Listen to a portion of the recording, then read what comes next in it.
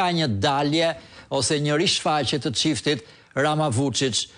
dy njerëz shumë të ngjashëm politikisht në Ballkan, e kanë marrë pushtetin pothuajse në të njëjtën kohë,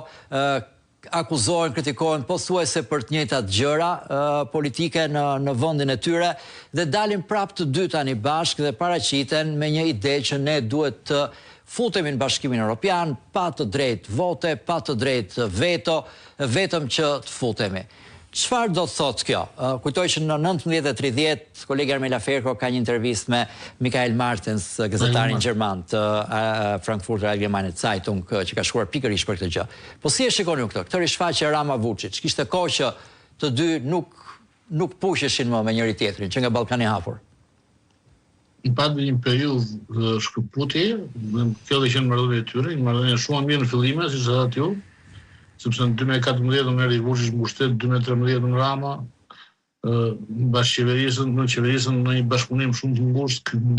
tentuan dhe arritën madje të krijonin një lloj binomi stabiliteti në Ballkan, i cili ishte që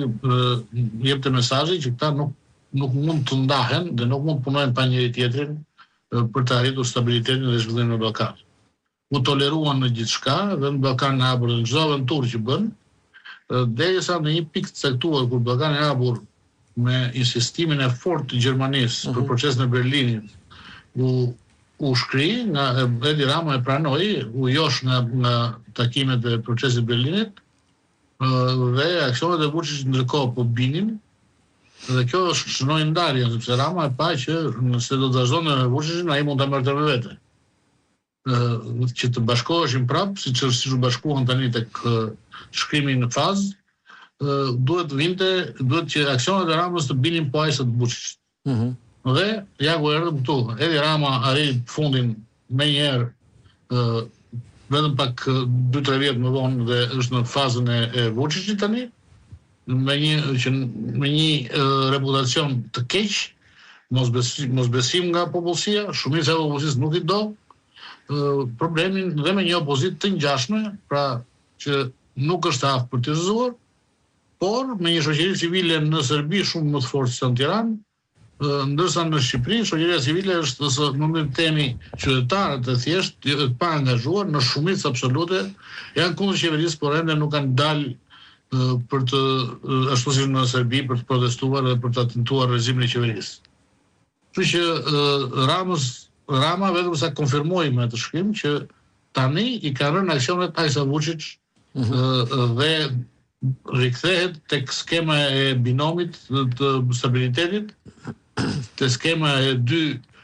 poleve të Ballkanit Perëndimor, të cilët mund të marrin përsipër zgjidhjen e gjithë halleve të Ballkanit Perëndimor, madje duke bërë dhe propozime për Bashkimin Evropian si ky i antarësimit pa asnjë lloj drejte politike, por vetëm me drejta ekonomike, i cili është një eksperiment që vetë Bashkimi Evropian nuk e ka provuar dhe nuk e ka elaboruar akoma. Është hedhur një ide e vetos, por jo një ide pa asnjë drejtë politike. U krijua një komunitet politik me propozimin e Macronit, i cili u mbrojt disa herë dhe nuk e dim çfarë fati ka tani, por asnjëherë nuk u menduaj që këto vende të mos kenë asnjë lloj të drejte përveç se të futen në tregun e përbashkët dhe më pas në monedën e përbashkët. Sepse është e qartë që ekonomia dhe politika nuk mund të bëjnë pa njëra tjetrën.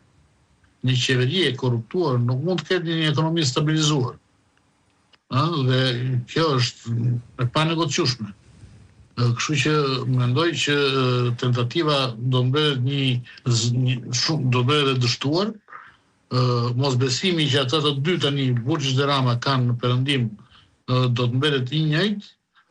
dhe nevoja për ta besoj nuk do të jetë kurrë e tillë që të vazhdojnë të falen për ato që kanë bërë.